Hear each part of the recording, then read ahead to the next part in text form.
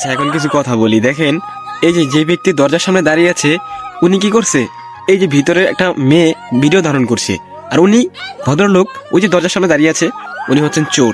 উনি মানে বাসা চুরি করতে আসছে, ঠিক আছে, ওনাকে বাইরে থেকে লাগিয়ে দেওয়া হয়েছে গেট, ঠিক আছে। এখন ওই আপুটা মানে সে কি করবে বুঝতে পারছে না, চোর যে অভিনয় করছে মনে হচ্ছে উনি বাড়ির মালিক, ক্যামেরার দিকে বলতেছে, উনিও চিৎকার করে, ওই চোর সাহেবও চিৎকার করছে।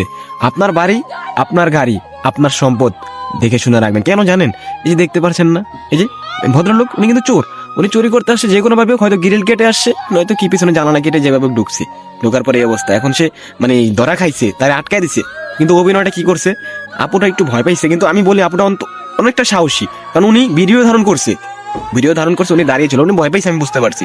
ওনার মতন সাহসী আমাদের হতে হবে। অনেক ঘটনা এরকম হয় ভাই, চোরে ভয় দেখালে তারা ভয় পায় না। এই যে চোরকে ধরছে, এই যে চোর, ঠিক আছে, এই চোরটা ওই বানে দাঁড়ায়, উনি অভিনয় করছে। আপনার বাড়ির যত জিনিসপত্র আছে দেখে শুনে রাখবেন, আর খেয়াল রাখবেন এই ধরনের চোর বাটপারা আপনার বাড়ির জিনিসটা নিয়ে যেতে পারে।